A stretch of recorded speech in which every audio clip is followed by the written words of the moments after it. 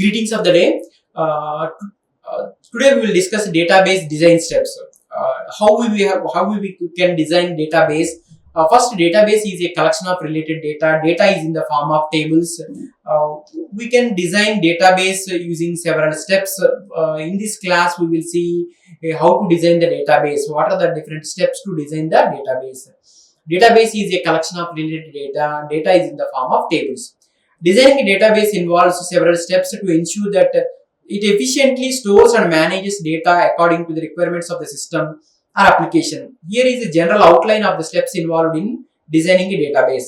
That is requirement analysis, conceptual design, logical design, next schema refinement, that is nothing but normalization, schema refinement or normalization, next physical design, next finally implementation or application security level design. These are the 6 steps for database design. First step is the requirement analysis. Requirement analysis is nothing but to create a database, first we have to understand what type of data we need to store in the database, what are the applications built on the database, how much space we need to store the data, what are the different operations we can apply on the data. Next, who are the users, end users of the data, who are using the data finally. So these all are the different things needed before designing the database. This is nothing but requirements gathering or requirements analysis step. In requirement analysis, we will gather the data.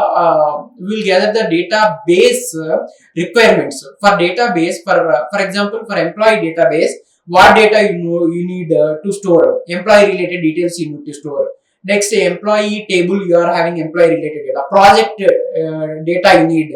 Next, employee related personal information you need. Like that, for any university management system, you need a student information you need. Next, college information you need. Next, project information or placements information, MOEs with the industries information. Next, different councils which are present in the college, those stationary requirements in the college, infrastructure requirements of the college information. These are all the different details needed for the particular database creation. For a database design, you need all things. These just the example which I discussed is a general example. In real time, we are having like that. We are having several case studies. In several case studies, we need what data we need to store, why we have to store the data, what are the applications, who are the users. Next, how you can store the data, what are the data types you are using, how much memory it is taking. These are the different things you have to take care of. That is the requirement analysis. Understand the requirements of the system and applications for which the database is being designed. This involves gathering information about data to be stored, in relationship between different types of data. That is also needed. The data which we are storing, these data are having what type of relationships among those data, and the expected usage patterns, different usage patterns, how we can expect this data can be useful finally. So these are we have to gather, these are we have to analyze before preparing a database, before designing a database. Next, conceptual design. From first step, you will get the what data to be stored, how the data should be stored, what is the space required, all the information. In conceptual design, create a high-level conceptual model of the database focusing on entities, attributes, and relationships between entities. This step often involves techniques like entity relationship diagrams. From the first step, we will get the information, what type of data we can store, how much space required, who are the users, like that. So for these, we will design different types of ER diagrams, different types of entity relationship diagrams.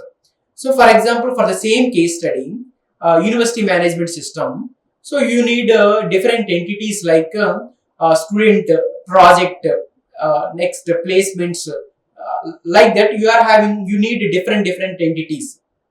So entity is a real world object. Any real world object is an entity.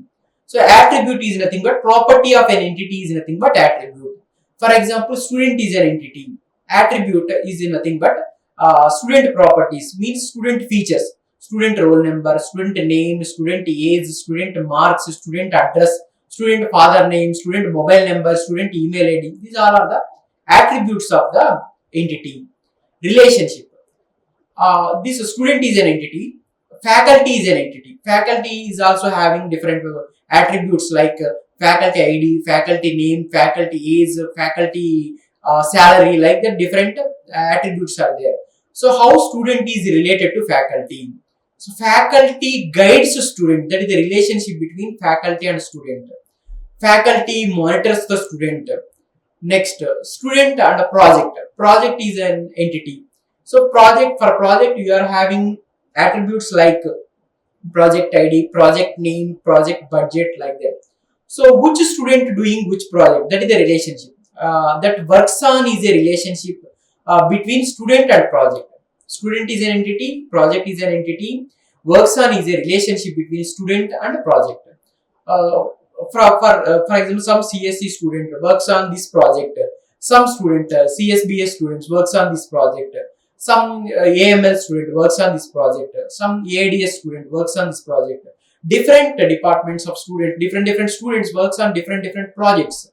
So which student works on which project is from which date? The data we can get by using ER diagrams. Like that, any data for any case study, we can draw ER diagrams. ER diagrams give the clear picture of the data in diagrammatic format. So logical design. Logical design is nothing but the ER diagrams which you created. For all those ER diagrams, you are creating tables. In ER diagram, each entity can be converted into a table. Each relationship can be converted into a table. Like that, all these entities relationships are converted into tables. Everything, the entire ER diagram can be converted into different tables. So that is nothing but logical design. Logical design is nothing but conversion of that ER diagram into tables, that ER model into relational model. So relational model is nothing but completely data is in the form of tables. So the conversion from ER model to relational model, ER diagram to tables is nothing but the logical design. Translate the conceptual model into a logical model that can be implemented using specific database management system. This involves defining tables, columns, data types, keys, indexes, and constraints. So while creating tables, you need to represent all these things. We have to create columns for student table, student ID, student name, student age, student marks, like that different columns you need. Different data types. For a student roll number, you are having varchar. It contains numbers and alphabets combination. For example, for our college roll numbers, student IDs, if you take 222 3202, like that. That is alphabets and characters in numerical combination. That's why varchar is the data type. Student name, that is a varchar we can take. Age is the integer format. Next, address, that is a varchar, combination of characters and numericals. Like that, for each and every column, you need to specify data type. Next, keys. You need to maintain a key. For a student table, you need to maintain a key to identify uniquely a student. Usually, we use the roll number. Roll number is the thing which we can easily identify a student. For uniquely identifying student, we will use the roll number. That is the primary key of the student table. For project table, PID is the project ID is the primary key. Like that, for every table, you need to represent a key. You need to specify a key. Key constraint is nothing but it is a condition we are specifying to identify the column uniquely. That is nothing but to identify each and every person uniquely, you are having the roll number. So each and every project uniquely identification, you are having the project ID. Like that, for different entities, so for every entity, you have to specify some key. Uniquely identify that attribute, what you need. So that what attribute you need to uniquely identify the each and every object, each and every student, identification, what you will use, the student roll number you will use, each and every project identification, project ID you will use, each and every customer, if you need to address, identify the customer ID you can use. Like that, for every entity, any entity, you need to maintain a key for unique identification, either it is a customer or employee or student, or it is a book, whatever it may be. For any entity, unique identification, you will use the keys, indexes. Too many tables are there, then what you will use, you can use the index. Index is a data structure that allows fast retrieval of data. So in a database, student database, you are having 100 number of tables, then gathering the data, easy with the maintaining index to the tables. It is easy to go to the particular table and collect the data from the table, easy. Constraints, you need your different constraints you can specify in real time while creating the table. For example, student roll number should not be 0, student age should not be 0. Obviously, age means, so for any student, you are having age of 17 at least, you can put a constraint like that. Student age, by inserting the data, just you can write a check, or creating table, you can write just a check of age greater than 17. Age greater than 17, then only he or she can study in engineering. Na? So that's why with 17 age, greater than or equal to 17, then only the data can be taken by the system. So if you enter 13, 14, 15 like that, it will not take the data. So that is a logical design step. Next, normalization. Normalization is nothing but step-by-step process of reducing the redundancy. So these tables are having the redundancy problem. So this problem can be reduced. These problems can be solved by using normalization concept. Step by step, you will reduce that repeated values. You will just eliminate. Next, physical design. So physical storage structures and access methods are for the database. This includes decisions about storage, allocation, indexing, strategies, partitioning, and clustering. So these are the different, how physically you can store the data. So after completion of normalization, you will get the data that is not having any type of problems. So the data is completely pure data. That means it is not having any inconsistent values, any erroneous values, any mistake values, any repeated values. So these all can be eliminated. So then easily you can store the data. So you can combine the tables, you can maintain the data.